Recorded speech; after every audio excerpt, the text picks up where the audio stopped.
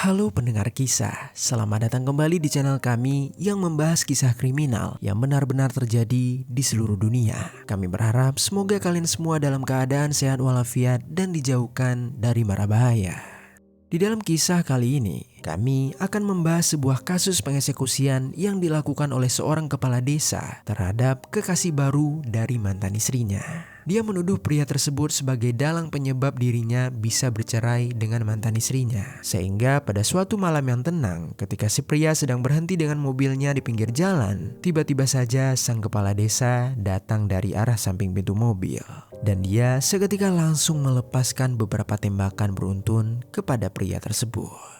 เหตุการณ์ที่เกิดขึ้นเมื่อวานนี้ปรากฏว่ากล้องวงจรปิดแถวๆนั้นจับภาพวินาทีโหดเหี้ยมเอาไว้ได้คือตอนแรกเนี่ยได้ข้อมูล Bagaimana cerita selengkapnya tentang kasus ini?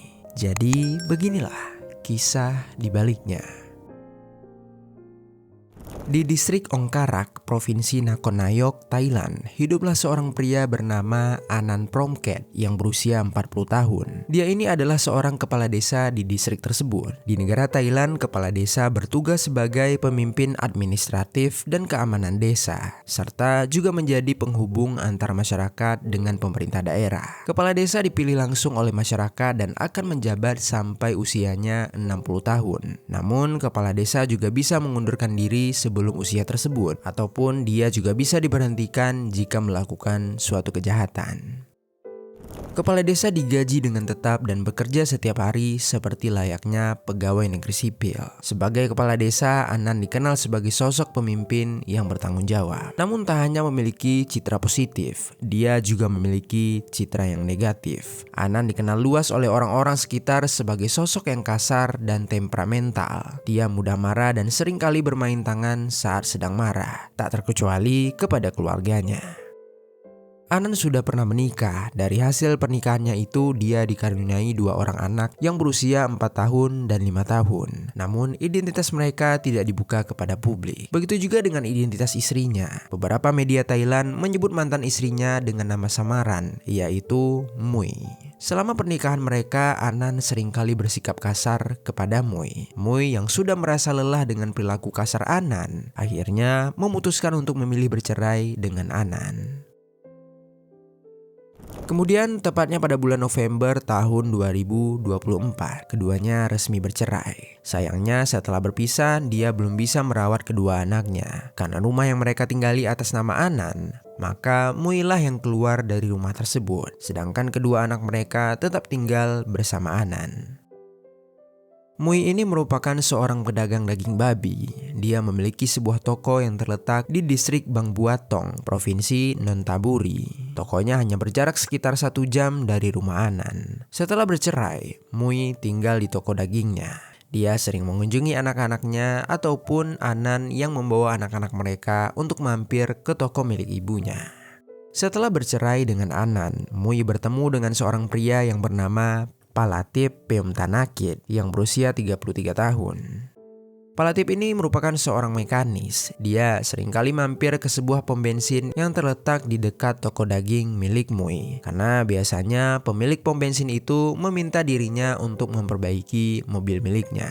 Keduanya pun sering bertemu dan berinteraksi. Kemudian setelah lama menjalin suatu pertemanan, di bulan Februari tahun 2025, Mui dan Palatip memutuskan untuk berpacaran. Intensitas Palatip mendatangi toko Mui menjadi lebih tinggi. Saat itulah Anan mulai menyadari kehadiran Palatip di dalam kehidupan mantan istrinya. Hal ini kemudian tidak bisa diterima oleh Anan. Anan yang memang masih memiliki perasaan terhadap mantan istrinya tak bisa menerima kalau Mui sudah memiliki kekasih baru. Dia pun mulai menuduh kalau selama ini Mui sudah berselingkuh darinya. Tak cukup hanya dengan menuduh, Anan juga sempat dengan sengaja mendatangi toko Mui saat Palatip sedang berada di sana. Lalu kemudian, tanpa gentar dia langsung menegur Palatip. Dia mengatakan kalau Palatip sudah merebut istrinya dan juga telah menghancurkan hubungan keluarga mereka. Dia juga tanpa ragu mengajak Palatip untuk bertarung saat itu juga. Di samping itu, Palatip yang tidak terima dituduh sebagai perusak rumah tangga orang lain. Dia pun langsung menerima ajakan pertarungan tersebut. Keduanya sudah berdiri dan bersiap saling memukul. Tetapi untungnya ada banyak orang di sekitaran sana. Orang-orang ini pun langsung melerai keduanya dan meminta keduanya untuk menjaga emosi. Beruntung Palatip berhasil mengendalikan dirinya. Dia mengatur nafasnya kemudian menjelaskan kepada Anan kalau dirinya dan Mui baru saja memulai hubungan setelah Anan dan Mui bercerai. Palatip juga meminta Anan untuk tidak mengganggu Mui lagi karena hubungan mereka sudah berakhir.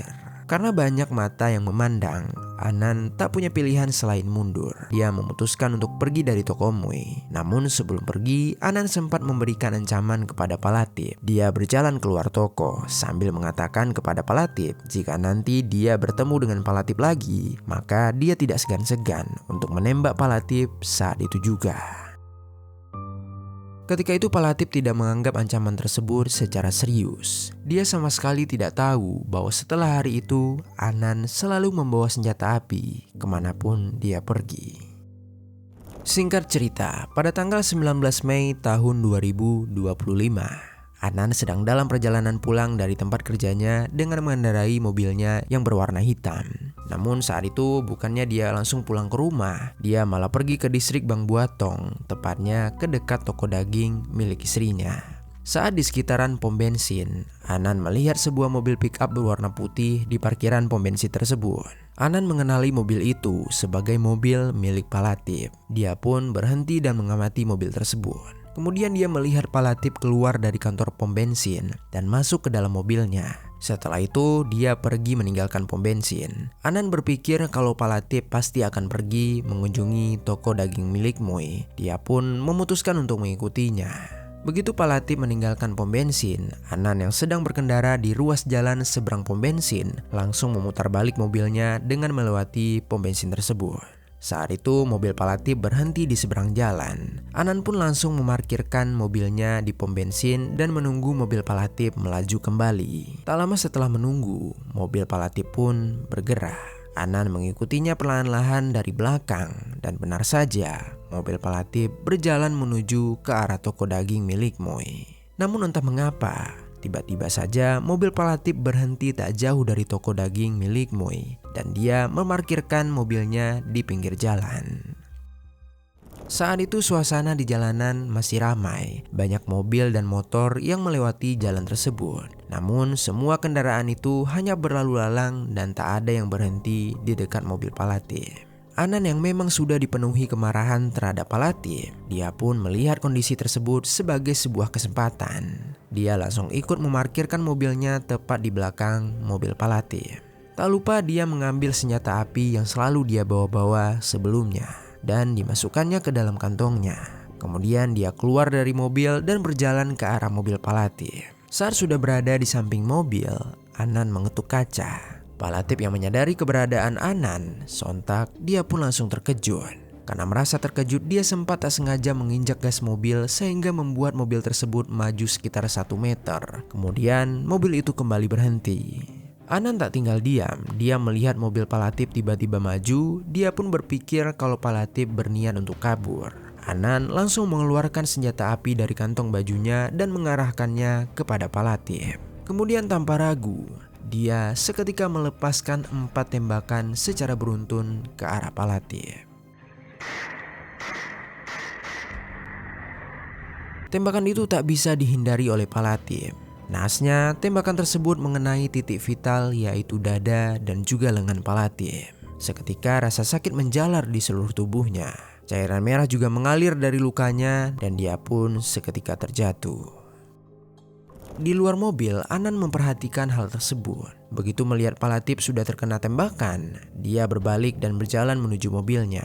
Dia mengambil sesuatu di sana dan kemudian dia kembali lagi ke arah mobil Palatip. Anan yang masih merasa ragu dan khawatir jika Palatip masih hidup, dia pun kembali mengarahkan senjata apinya kepada Palatip. Kemudian dia kembali melepaskan 3 buah tembakan beruntun ke arah Palatip. Tembakan itu benar-benar mengerikan dan seketika itu juga Palatip kehilangan nyawanya. Nafasnya berhenti dan tubuhnya jatuh tersungkur ke arah kursi penumpang dengan posisi kepala yang terengkurap ke arah depan. Perpindahan posisi itu membuat mobil Palatip kembali maju beberapa meter, kemudian berhenti. Kemungkinan besar tubuh Palatip mengenai rem atau pedal gas sehingga membuat mobil itu menjadi bergerak. Gerakan mobil itu membuat Anan kaget dan kembali mengarahkan senjata apinya kepada Palatip. Namun mobil itu langsung berhenti. Dia pun melihat ke dalam jendela. Di dalam mobil itu tubuh Palatip sudah terjatuh dan tidak bergerak. Karena menyadari aksinya sudah selesai, dia pun berbalik badan untuk menuju kembali ke mobil miliknya. Semua hal itu terjadi begitu cepat. Selama semua proses itu berlangsung, Anan sama sekali tak gentar ataupun takut. Selagi Anan membereskan senjatanya, jalanan tersebut masih ramai dan dilalui banyak mobil dan juga motor. Namun anehnya, para pengemudi kendaraan di sekitaran lokasi kejadian tidak ada yang menotis terhadap aksi penembakan tersebut. Tak ada dari mereka yang berhenti dan memeriksa keadaan. Hal itu membuat Anan bisa lebih leluasa bergerak. Dia bahkan sempat merokok sebentar di dekat mobil miliknya. Sebelum akhirnya dia masuk kembali ke dalam mobil untuk segera melarikan diri. Lalu, begitu Anan meninggalkan lokasi itu, beberapa orang yang sempat mendengar suara tembakan langsung berkerumun di sekitaran mobil Palatip. Mereka langsung merasa kaget dan syok ketika melihat ada sesosok pria tergeletak tak berdaya di dalam mobil itu. Orang-orang itu pun langsung menghubungi pihak kepolisian untuk melaporkan kejadian ini.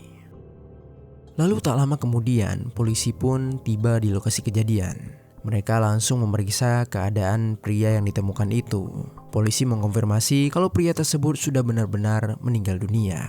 Di tubuh pria tersebut terdapat 3 luka tembak di bagian dada dan 3 luka tembak di bagian lengan. Begitu selesai memeriksa, polisi langsung mengevakuasi jasad korban ke rumah sakit untuk dilakukan proses otopsi. Sebagian polisi yang lainnya langsung memeriksa kendaraan korban untuk menemukan identitas korban. Dalam pemeriksaan itu, polisi menemukan barang pribadi berupa dompet yang berisi kartu identitas. Sehingga polisi pun langsung mengetahui kalau korban bernama Palatip. Polisi pun kemudian mencari kontak keluarganya supaya bisa mengabarkan hal ini. Di saat yang bersamaan, mereka juga mengumpulkan beberapa rekaman CCTV di sekitaran area tersebut. Dalam pencarian tersebut, polisi menemukan rekaman CCTV di mana terlihat seorang pria menembak seseorang dari luar mobil. Rekaman itu memperlihatkan kejadian dari sebelum mobil diparkir sampai saat si pria tersebut kabur dari lokasi. Polisi pun langsung mencoba mengidentifikasi siapa pria yang ada di rekaman tersebut. Tak lama kemudian, rekaman CCTV tersebut menyebar ke media massa. Berbagai saluran berita menyebarkan tentang kejadian ini dan membagikan rekaman video tersebut.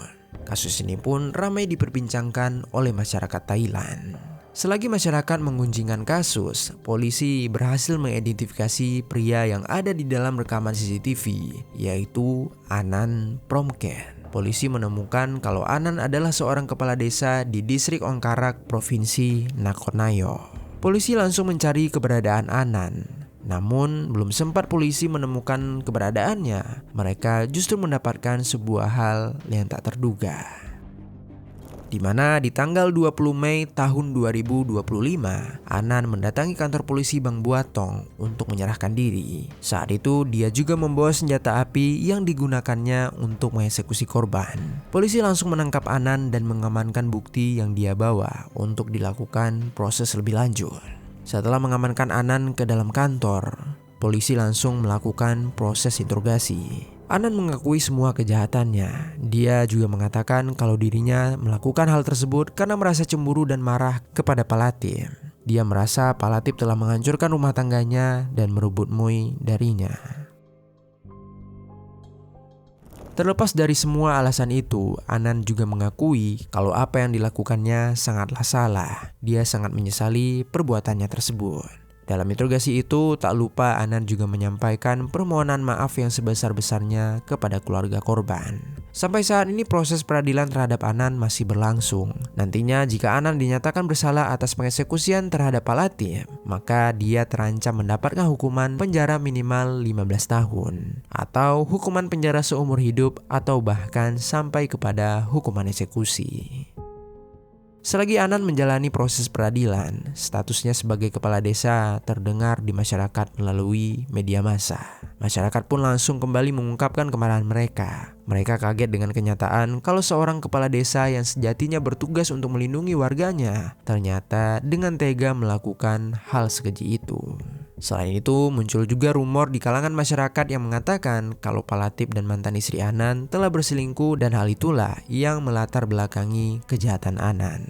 Rumor ini menyebar dan menimbulkan berbagai reaksi. Salah satu reaksi terburuknya adalah mereka memaki-maki kepada korban, yaitu Palatip. Palatip justru dilihat sebagai seseorang yang sudah menghancurkan rumah tangga orang lain.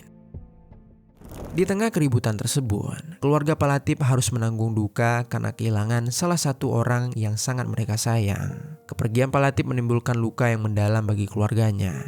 Di tengah kesedihan itu, mereka harus tetap mencoba bersikap tegar supaya bisa melangsungkan pemakaman untuk Palatip. Dalam prosesi pemakaman, keluarganya hanya bisa menangis dan meratapi kepergian dari Palatip. Ketika prosesi pemakaman itu, Mui, mantan istri Anan, juga muncul di sana. Dia memberanikan diri untuk melakukan wawancara dengan awak media. Dalam wawancaranya itu, dia ingin menegaskan kalau dirinya dan Palatip tak pernah berselingkuh. Dia juga menegaskan kalau dia dan Palatip menjalin hubungan setelah dirinya resmi bercerai dengan Anan. Mui melakukan semua itu supaya bisa membersihkan nama baik Palatip. Dia tak ingin orang-orang menjelekkan Palatip. Baginya, Palatip adalah korban yang tidak seharusnya diperlakukan dengan buruk, apalagi mendapat hinaan.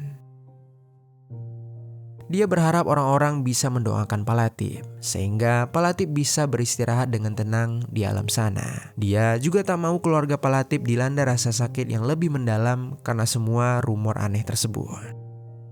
Apa yang terjadi kepada Palatip adalah sebuah kejahatan yang tidak seharusnya terjadi. Dia hanyalah seorang lelaki biasa yang jatuh cinta kepada seorang perempuan yang baru saja bercerai. Kini hidupnya telah terenggut dan dia tak lagi bisa memiliki masa depan untuk digapai. Untuk itu, mari sama-sama kita doakan semoga Palatip bisa beristirahat dalam damai di alam sana. Serta semoga keluarga yang ditinggalkan diberikan kekuatan untuk bisa melewati semua kesedihan ini, sehingga mereka bisa melanjutkan hidup dengan baik.